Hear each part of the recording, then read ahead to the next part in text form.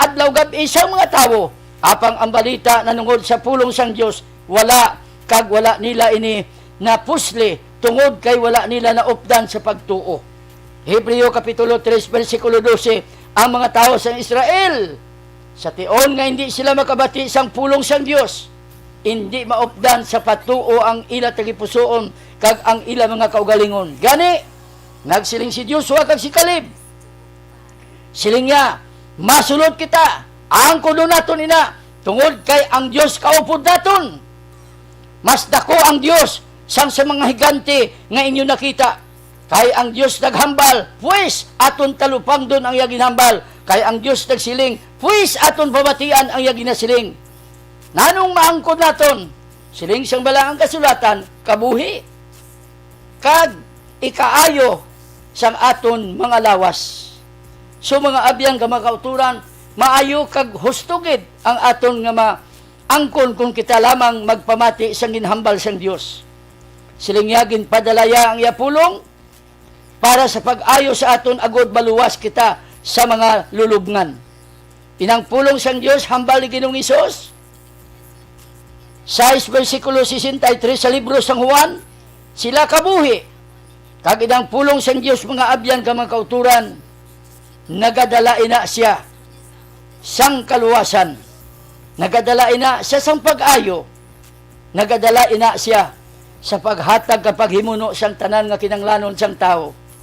Kaysa wala pa matuga ang mga tao sa sining kalibutan, kung aton dumdumon sang pagtuga sang Dios sa kay Iba kag Adan, ang tanan nga kinanglanon ara na. Ginpaulihi gani sila sang Dios tuga. Nga kay gintuga abi sang Dios, 3 ka adlaw gintugaya ang tawo. Di paano sila makaginhawa kay wala ya pa mahambal ang hangin? Kung gintugaya ang tao sa ikaduha nga adlaw, paano sila makakaon kay way pagintuga ang vegetation? Pero ginhimo sang Dios, magintuga sila sa ulihi tungod kay antes sila tugahon, ara na, nahatag na, napreparar na, handa na, nga ila ina maangkon. Amuman ini mga abiyang kamakauturan sa wala pa ang kalamidad, sa wala pa mag-abot ang sala, wala pa mag-abot ang pamiste, wala pa mag-abot ang pamaratian, wala pa mag-abot ang virus, ang Diyos nagtigana na nga daan sang remedy o kon sang iya nga mga paghilway sa mga tao tungod kay ginpadalayang yapulong sa pag-ayo sang tao. Nga ang tao kung nagpamati lang sang positibo nga hambal sang Ginoo, siya piho tumpak nga makaangkon siya sang totoo nga pag-ayo. Kag mga abiyang kamakauturan, kung ang tao hindi na siya magtalupangod sa pulong sang Dios, natalupangod niya lamang ang negative nga mga balita, natalupangod niya lamang ang mga balita nga ginahambal sa mga tao adlaw gabi, wala gid siya maghatag lugar sang hambal sang pulong sang Dios. Ina nga mga tao mga abyan, nagasala-sala, nagasalangisag, nagakahadlok, nagakahangawa, kay ang kabuhi sang wala pulong sang Dios mga abyan, ara na siya nga daan sa kamatayon. Sa tion nga ang tao ara sa kahadlok, sa kahangawa, nagasala-sala, sa negatibo, mga abyan ka makauturan, nagasalig ang tao sa parehas niya nga tao, nagasalig ang tao sa abilidad sang tao, nagasalig ang tao mga abyan ka makauturan sa bulig sang tao. Ang Dios wala siya nahamuot, ang bulig tahalin sa Dios. Ang bulig tahalin sa Dios. Kag kun ang bulig tahalin sa Dios, tumpak, sigurado, husto, maayo nga inagid, magahatag ina sing pagdayaw kag pagpasalamat sa Dios. Sa tion nga ang tao makabati unta sang pulong sang Dios nga ginawaragwag kag ginabalita sa ila, dapat nga sila magtalubangod, maglingig sang ila idulungog sa mga ginhambal nga mga pulong sang Dios. Ang resulta, nagadala ina sang kabuhi sa mga tao. Ang resulta, nagadala ina si ikaayo sang ila mga lawas. Gani mga abyan ka makauturan, kung tutukan ta ang ginhambal sang pulong sang Ginoo, siling sang Episo 1 versikulo 3, nagasiling siya nga ginhatag na sang Dios ang mga espirituhanon nga mga kaayuhan sa tawo. Ano inang kahulugan, pastor? espirituhanon nga kaayuhan, buot silingon, ang kinanglanta, physical, makuha tana kung aton gid unahon ang spiritual.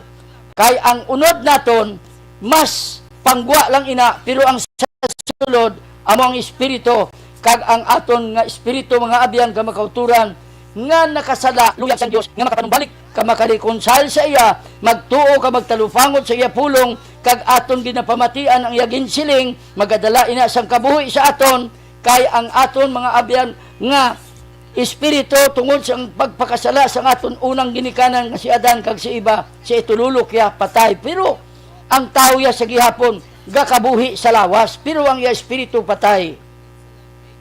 So, kung ang tao makabati na sang pulong sang Dios kay sila espiritu, ang ina nga espiritu naton, mga abyan ka makauturan, magaangkon sang kabuhi. Sa tion nga makaangkon na ang aton espiritu sang kabuhi, gikan sa pulong sang Dios, gikan sa aton Ginoong Hesus. Anong matabo? Iya kita dayon silyuhan sang iya balaan nga espiritu. Hebreo Kapitulo 1, versikulo 13, sa tion nga namati kita sini nga mensahe, kag sincero kita nga nagbaton ka nagtuo sa mga pulong, ang Espiritu Santo dira dayon magasilyo sang imo espiritu nga hindi na ina mas dumpog kag mahilabtan kag matandog pa sang kaaway, bisan pa ang espiritu sang kadulom kag ang espiritu sang yawa, hindi na siya makahimo sang paguba sina. Ang ato naman karon nga kalad, sa tion nga kita nahuptan tana ang pulong sang Dios sa sulod sang aton tagipusoon, sa aton inner man, ang aton kalag, ara dirang aton emosyon, ara dirang aton huna-huna, mga abyan ka mga kauturan, ginsugo naman kita sang Dios.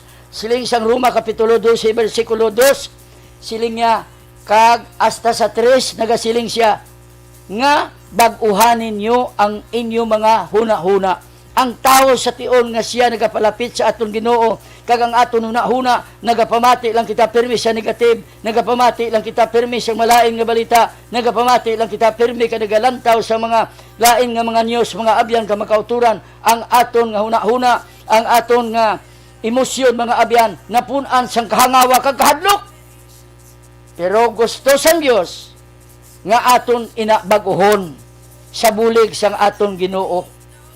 Kag kung aton inabaguhon, mga abyan ka makauturan, duwa na ang aton espiritu, may kabuhi na paagi sa espiritu sa aton Ginoong Kristo, ng espiritu nga nagbanhaw sa tong pagkapatay ni Ginoong Hesus, magapuyo na sa aton espiritu sa sulod naton, kag ang aton pangunahuna natun-an na sa grasya kag kaluoy sang Dios, magabago, duha na ang kakampi, ang espiritu naton kag ang aton kalag, ang aton lawas nga ginatup-an sang masakit, hapos na lang kaayo, sayo na lang kaayo ang pag-ayo. Amuna mga abiyan ka mga kauturan, nga dapat kag angay gid ang tao magpatalinhog sang pulong sang Dios kay magtalupangod. Pero ginatalupangod ta mga abiyan, ang butang lamang sang aton tawhanon. Ang butang nga aton mabatyagan kamakitan, pero wala ta matalupangod ang butang sa sulod naton nga pinakadako gali. Ara sa sulod naton nagadala sang dako kag makatilingala nga hulag sang Dios. Kay ang espiritu naton mapuy-an sang espiritu nga iya sang Dios, kag ina nga espiritu nga iya sang Dios amo inang nagbanhaw sa aton Ginoong Kristo nga nagbutang sa sulod naton sing gahom, nagahatag ina sa aton sing kusog, nagahatag ina sa aton sing kabakod, nga nga espiritu nga ra sa sulod naton ginpamatian ta ang ginahambal sang pulong sang Dios nga kita dapat kag angay nga magbago, kag sa tion sa aton pagbago ang kakampi taduha na ang aton lawas nga gintup-an sa mga piste, balatian, mga baryan, mga baryo, mga delta virus nga ina, sayo lang, kahapos lang nga magakabuhi kita, nga may kusog kagabakod, kag mag-atubang kita sang tanan nga butang nga may dako nga pagtuo, kay ang pagtuo nga ina nagadala sang kadalagan pakadalagan, kung ina nga pagtunangin sa imo na gikan sa pagpamati mo sang mensahe sang pulong sang Dios nga ginawaragwag sa kahanginan abyan kag akon utod hatagan ikaw sang Dios sing kusog kagabakod nga magatubang sang tanan makasiling ika kaangay kay San Pablo siling sang Filipos 4 versikulo 13 mahimo ko na ang tanan paagi sa kusog sang Ginoo nga ara sa sulod nakon. Siling ni San Pablo, labi na ikaw kamandadaog.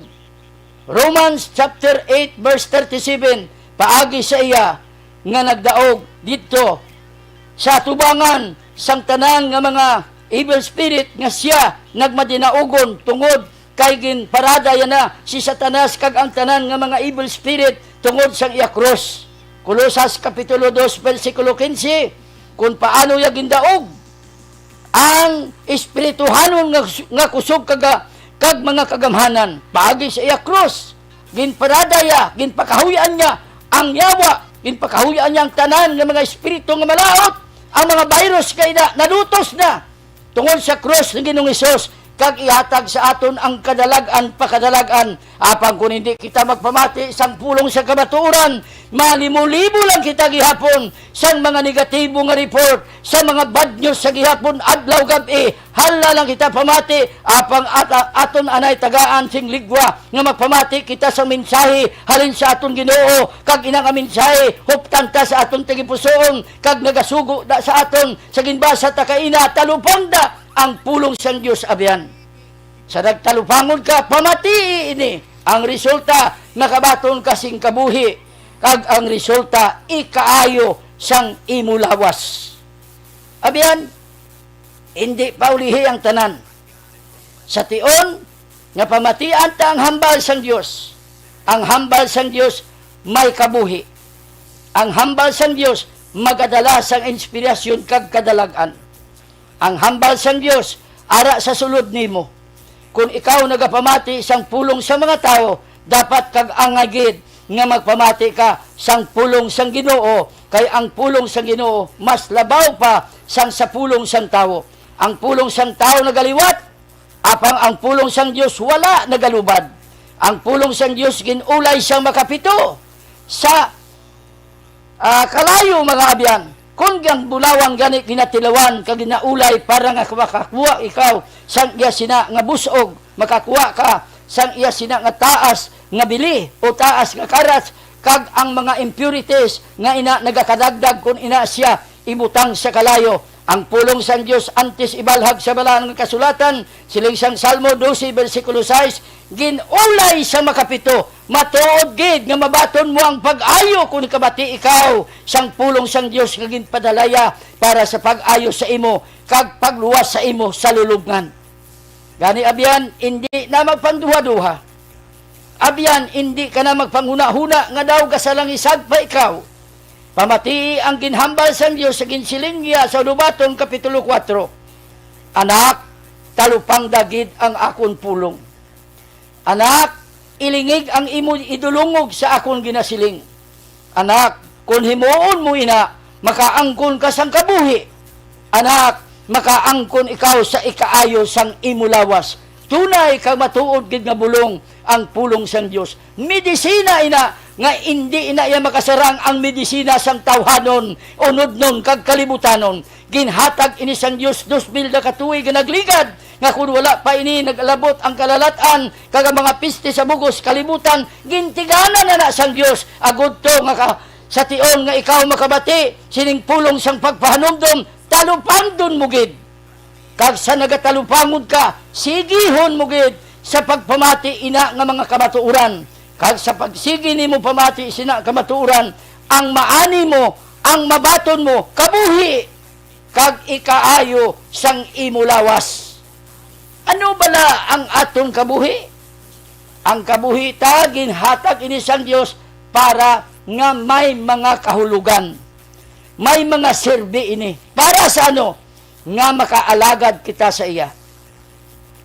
Paano lang ini nga kabuhi kung hindi kita makaalagad sa iya? Ang pag-alagad sa Ginoo nga magakalipay kita kay waay kita sa masakit. Nagakalipay kita kay ang masakit gindaog yan na. Nagakalipay kita kay may provision siya na nungod sa masakit o balatian. Isaiah 53 versikulo 4 kag 5, ginanto siya ang mga kasakit kag gindalaya sa iya lawas, kag nagpapilas siya kag hatagan siya sa madamo, kag lain-lain nga mga labhag kag labod sa iya likod sang siya putik kag halot siya sa haligi nga bato ni Poncio Pilato, kag sa iya mga pilas nga agom sa iya lawas, nag-ayo kita. Hindi nga pag-aayuhon pa, nag-ayo kita. Buot silingon, we already got it. Nabaton ta na. Kag ina nga pag-ayo, ara na sa imo, ara na sa sulod mo. Kay wala ka kay balo, ang tao bala, kag labi na gid ang mga tao sang Dios nagakawala tungod kay wala sila kay balo.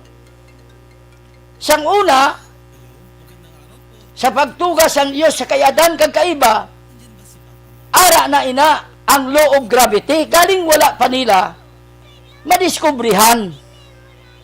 Hindi man na sila yung magsilinga kay wala hibalo, lain sila nga tao, hindi man, kundi wala pa mag-abot nga madiskubrihan nila ang law of gravity. Karon, kay ina tanan nagainasod-asod ka nagainabot-abot ina nga mga pagtukib, kag nahibaluan ta nga ang Ginoo nagbutang na sa aton sa iya espiritu sa sulod naton. Kag ina nga espiritu may gahom. Siling sang Romans chapter 8 verse 11, kung ang espiritu nga nagbanhaw sa kay Kristo magapuyo sa inyo, lawas nga mamalatyon ang amo nga espiritu nga nagbanhaw sa kay Kristo gikan sa minatay, magahatag man sing pagkabakod sa inyong mamalatyon nga lawas. You see? Ara na sa sulod. Puro kung wala kita kahibalo, hindi ina siya naton mapuslan, kag hindi naton ina siya maangkon ang iya kaayuhan, kay way ta kabalo. Ara lang na siya sa sulod naton, nagadurman. Daw kaangay lang na siya nga ginpriso dira. Ara lang na siya, wala siya naga-function. Pero sa karon nga nakabati kita sa pulong sang Dios, nga ginahambal ta diri sa kanginan, talupang da ang pulong sang Dios. Ilingig ang imo idulungog sa yagin siling. Kay ini kabuhi, kag makadala sing ikaayo sa imo lawas. So mga abyan, kag mga kauturan, ina nga kaayo sang Dios, ara na nga daan sa sulod naton. Kung kita nakahibalo na karon, pwede na naton ina siya maharness, pwede na naton na siya magamit. Paras-balas ang elektrisidad, ginbutangan na kita sang elektrisidad, kompleto na, kag ina nga elektrisidad, ara, pwede naton ina magamit sa aton adlaw-adlaw nga pagkabuhi. Sa tion nga nagsupply na ang elektrisidad sa power, anhunta. Alang-alang pa kita magsiling sa siniko nga, ay nagaampo kami nga tani magaandar ang amon mga suga, ang amon ventilador, ang amon aircon, ang amon dito mga appliances. Nasuplayan ka na sa power. I-flip mo na lang ang switch kung kabalo ka. Pero kung wala ka kabalo, nga ay kahapos man ang gali. I-flip mo lang ang switch, siga ang suga. I-flip mo lang ang switch, gaandar na ang imong aircon. I-flip mo lang ang switch, tara gaandar na ang imong stove. Tanan, ginsuplayan ka na sang Diyos power. Ti galing, wala ka kabalo. Why kagid nakaangkon sang ihibalo na nungod sini nga kamaturan nga ara lang gali na at your disposal. Kahapos lang. Kasayo lang. Pero kung wala ka kabalo, siling mo kabudlay. Madalagan ka paayan dito sa electric company nga, baw kinanglan namon ang elektrisidad, kinanglan mo ng suga, kinanglan namon nga magahatag ini siyang mga kayuhang kagasanag sa amon puluyan. Siling sang kwa nahatagan ka na. Sang supply, ara na. I-flip mo lang. Amo man na pagtugas ang Diyos sa kayadan kag kaiba. Ara na. Pagutom mo. Alang-alangon pa na nga. Poksiyon pa sa Diyos ang saging kag ilupot sa bata. Hindi man pwede. Kuha ka na. Ara na at your disposal. Ang gahom sang Diyos sa sulod mo. Ara lang na nagadurman. Ara lang da, wala nagagiho, wala nagafunksyonar, kay way pa kakabalo. Pero sa tion nga kabalo ka na, himo ay kasayo lang, kapos lang. So, ang aton kalihimuon mga abyan kag mga kauturan, umpisagi kita talupangod sa pulong sang Dios. Hindi lang kita ya magpatuto na talang ang mga pulong sang mga tao. Kaya ang pulong sa mga tao, susceptible to error, susceptible to change. Pero ang pulong sang Diyos, wala gidaya nagabulubaylo. Sige lang na sa gihapon, sige lang na siya gihapon dila function. Pero sa tion nga hindi kakabalo, sige lang na siya dila. Pero sa tion nga nakabalo ka na mga abyan ka mga kauturan, non-benefited ka dayon. Sa tion nga ikaw nakabalo na, ang imo kagang ako namang himuon, pangayo sa Dios patawad, kay wala man siyang tao di sa babaw duta nga wala sala. Tanan kita nagakinanglan sa pagpangayo sang patawad. Sa tiong nga nangayo kita sing patawad sa aton Ginoo, siling sang Salmo 51 versikulo 17, na pangita iya ang tagipusoon nga mapainubuson kag hinulsulon kag espiritu nga mapainubsanon hindi sang Dios pagpabayaan. Di ko palapit kita sa Dios kag mangayo. Patawaron niya kita, individual. Hindi na nga sila nga grupo pa. Kay ang Dios magadil sa aton strictly individual. Ikaw dira nga hindi kakabangon, nagaantos ka sang kasakit, damo ang ginabatyag mo sa imo lawas, balik sa Dios kag ang imo espiritu mga abyan ka makauturan, iagdata sa aton karon pagpamati. Lord Jesus, kinanglano namon ikaw. Puyo ka sa amon espiritu. Banhawa ang amon espiritu gikan sa minatay. Kay tungod tanan nga tawo nakasala, patay kami sa imo itululok sa amon espiritu hanon nga kahimtangan. Pero sa nabatian namon ang kamatuoran, ingay nga kamatuoran magabuhi ka magahilway liwat sa amon Ginoo. Patawara kami. Kag Ginoo buhia ang amon espiritu. Kag karon nga adlaw, buot na kami nga magbag-o sa amon huna-huna, magabag-o kami sa amon paminsaron, nga sang una abi namon wala naging kami sang mga dapat pa nga mga dalangpan, ara mananggali sa atuwang namon ang Ginoo nga hindi namon makita, pero gintalupangod namon siya. Gintalupangod namon siya kay ang Dios espiritu kag ang nagasimba ka nagakilala sa iya. Simbahon siya sa espiritu kag kamatuoran, kag ang pulong amo na pamatigan, sila espiritu kag kabuhi. Gani, ang amon huna-huna, maamat-amat ini siya Ginoo, baylo, kag makit-an namon ang kasanag sang imo ibanghilyo. Agod to, nga ano man lang ang ginaantos sang lawas. Ano man lang ang ginaantos sang lawas, masakit, piste, kalalatan, sayula na sa imo. Huypan mo lang Ginoo, ayo kami. Nga, tungod kay ang espiritu nga nagapuyo sa amon, ara na ang gahom sa pagbanhaw sa mga minatay, ara na ginpapuyo nimo sa amon, kag tungod sina ang ara na ng gahom, i-flip na mo ng switch, pwede lang kami makasiling. Ikaw nga bariyan, kakasahi sa virus, ikaw nga COVID, ikaw nga anos, ikaw nga cancer, ikaw nga diabetes, ikaw nga mga tanan nga sahi sa enfermedad, in the name of Jesus, ngara ka sa amon lawas, kay may espiritu kami sang Dios, kag ang espiritu sang pulong sang Dios, nagpuyo na sa amon, ang huna-huna, kag ang amon pinsar, ginbag-o sang pulong sang Dios, nakakampi na ang amon kalag, nakakampi na ang amon espiritu, ini nga lawas, nga ginabiktima sang demonyo, sa masakit o malatian, mag-aangkon siyang pag-ayo. Hallelujah!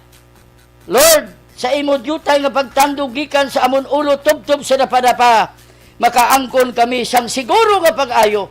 Anuman nga sahi sang ginahimo sang kaaway, ikaw wala ginagpabaya sa amon, kay tungod ginhigugma mo ang kalibutan sa bagay nga ginhatag mo si Jesucristo, ngay mubugto nga anak nga bisan sino nga magtuo, lakip ako, lakip sila, lakip ang tanan nga makabati sining mensahe, lakip ang tanan nga magtuo sina nga mga pulong kag kamatuoran, kay ang kamatuoran magadala sang pag-ayo kag kahilwayan sa tanan-tanan.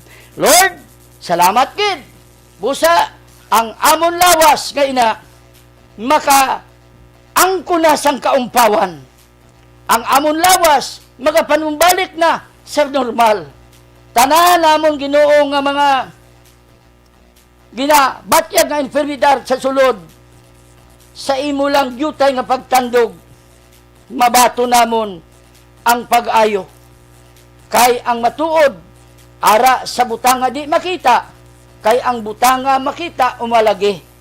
Kagintagaan namon sing bugos nga pagtamod, ang butanga di makita, nga mo ikaw. Nga ara na nagatandog sa amon, kag nagadala sang amon kinanglanon, kag sa pag-ayo sang bugos namon nga kaugalingon, lawas, espiritu, kag kalag, kag ina nga pag-ayo, pwede na nimo inaitandog sa amon mga barangay, sa amon Ginoo nga mga banwa, syudad, bisan pa sa bugos namon nga pungsod, kag bisan pa sa bugos kalibutan. Kay sa tao ini tanan imposible, pero sa imo hindi. Gani, bato namon inasubong, tungod sa imo pulong, nga ginpadala nimo sa pag-ayo sa amon. Katulad sang silpon, nga kung abrihan namon ang amon silpon, Ginoo nagagwa ang signal. Amuman kung abrihan namon ang amon tagipusoon, magagwa ang katingalahan sang imo mga ginahimo sadto, nga ara lamang ang realidad sa hindi makita, apang ara sa amon sulod espiritu, maangko namon ang kapatawaran, ang mga kaayuhan, kag ang kabuhi nga walay katapusan. Sa ngalan ni Jesucristo nga amon Ginoo ining amon pangamuyo kag magampo, kag nabato namon ang lubos nga pagpakamaayo. Amen kag amen. Tubtob sa liwat. Hindi kita maghalin sa siningbantog estasyonan sa Bacolod, ang Aksyon Radio. Salamat kid.